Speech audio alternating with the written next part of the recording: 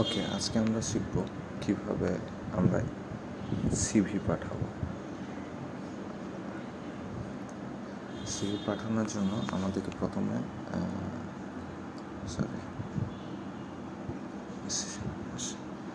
CV CV পাঠানোর জন্য আমাদেরকে প্রথমে এখানে আমরা যে ইমেল দিয়ে পাঠাবো ওই ইমেলটা সিলেক্ট করতে হবে। দেন হচ্ছে কম্পোজে ক্লিক করব, তারপর এখন কোন ইমেলে ইমেল পাঠাবো, সাপোজ বাই এক্সাম্পল যদি দিই অরবি চার্লস, এটা যদি তাদের ইমেল হয় তাহলে ওদের ইমেলটা দিয়ে দেবো। ফ্রম মানে এটা আমার ইমেল টু যেখানে যাবে, এখানে একসাথে কোডটাতে পাঠানো যেতে পারে কিন্তু পাঠাবো না আমরা। সাবজেক্ট লাইনে আমরা দিব অ্যাপ্লাইং ফর,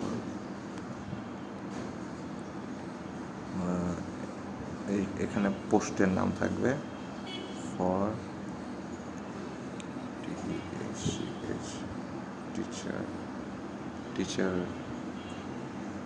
টিচার বা অ্যাসিস্ট্যান্ট কেমন, ও আচ্ছা, ওখানে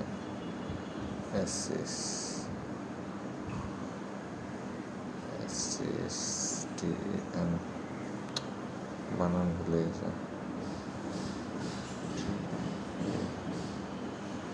অ্যাসিস্ট্যান্ট টিচার, তারপর হাইপেন দেবেন একটি, দেন হচ্ছে নিজের নাম আরবি চার্লস। এখন এখানে একটা কভার লেটার লাগবে, হ্যাঁ, একটা কভার লেটার লিখবেন। ওটার জন্য আপনি চ্যাটজিপিটি ইউজ করতে পারেন, যে আপনার সম্পর্কে ডিটেল জানাবেন, যেহেতু চ্যাটজিপিটি আমার সম্পর্কে ডিটেল জানে। Make a cover letter for me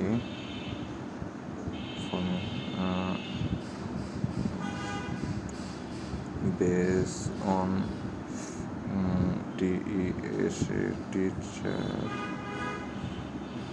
assistant job post to কোন প্রতিষ্ঠানে আপনি অ্যাপ্লাই করতে যাচ্ছেন ওটার উপর ডিপেন্ড করে। নাভারা SCH স্কুল দিনাজপুর, সাপোজ এটা উদাহরণ। যে আর এখানে অবশ্যই আপনার সম্পর্কে বলবেন, যেহেতু আমার সম্পর্কে চ্যাটজিপিটি জানে, যেমন আই আই অরবি চার্লস, অথবা আপনার সিভির ডিটেলটা পাঠাই দেবেন। I am Arvi Charles, I have এত ইয়ার্স এক্সপিরিয়েন্স, এরকম আর কি। যেহেতু ও জানে সেহেতু ও ইনক্লুড করে দিবে আমার হয়ে। তো একটা কভার লেটার বানিয়ে নেবেন। ওকে, এই যে এখানে সাবজেক্ট লাইনও আপনি দেখতে পারেন, এই যে application for the position of teacher assistant. Okay, এখানে লিখছে আই এম রিটেন দিনাজপুর, এখানে উনি লিখে দিয়েছে। তো এটা জাস্ট একটা এক্সাম্পল হিসাবে আমি এটাকে কপি করে দেন হচ্ছে এখানে আমরা পেস্ট করব, যেহেতু এটা আমার হচ্ছে সিগনেচার, ইমেল সিগনেচার। তো এটাকে আমি ডিলিট করে দিলাম, এইখানে আমরা পেস্ট করে দিলাম,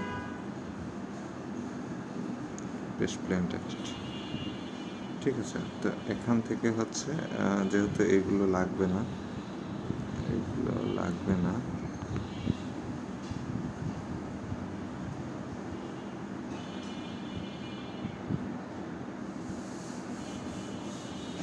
আমাদের এটাও লাগবে না, এই যে স্কুলের ইয়েটা। তো এগুলো কেটে দিলাম। সাবজেক্ট লাইন আমরা এটাও নিতে পারি, সুন্দর অ্যাপ্লিকেশন ফর, কিন্তু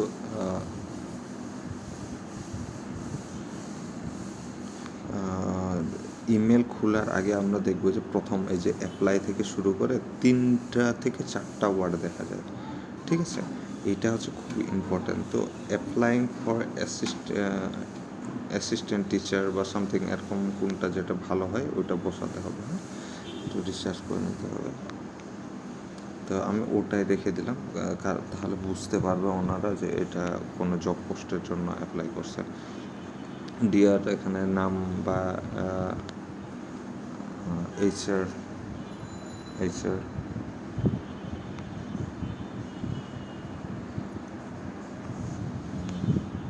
টিম দেওয়া যেতে পারে,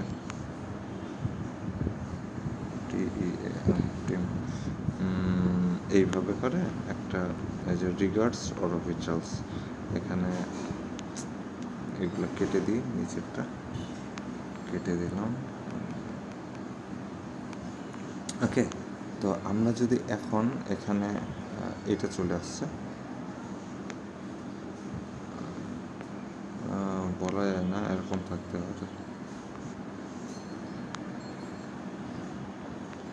এই যে চলে আসছে এখন, এই যে এটা যদি কেটে দিই এই যে এরকম আসবে, হ্যাঁ।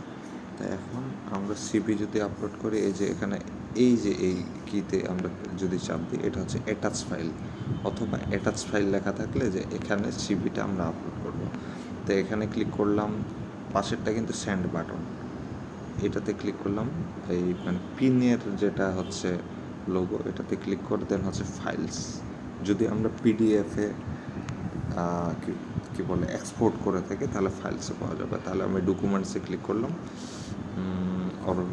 যদি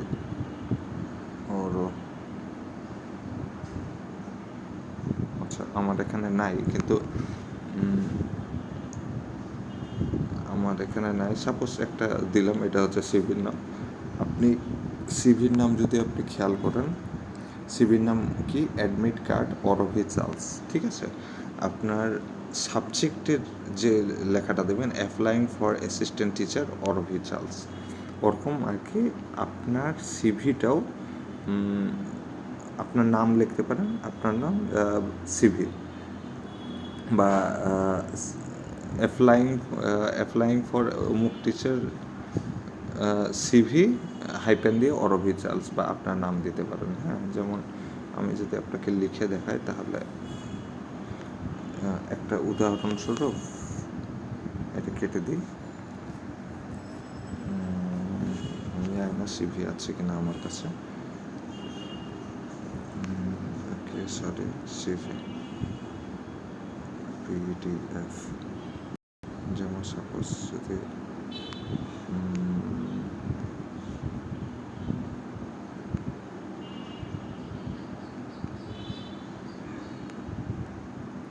এই যে সিভি অফ জাস্টিন হাসদা, ঠিক আছে, এটা হবে, নামটা দিবেন লাইক এরকম, এটাও চলে, সিভি অফ জাস্টিন হাসদা। তবে আপনার জন্য সবচেয়ে ভালো আছে assistant, টিইএনটি, assistant teacher, টিইএসিএইচইআর, teacher CV, assistant teacher CV, তারপর আপনার নাম দিয়ে দিতে পারবেন এরকম, ঠিক আছে। অ্যাসিস্ট্যান্ট বানান ভুল গেছে,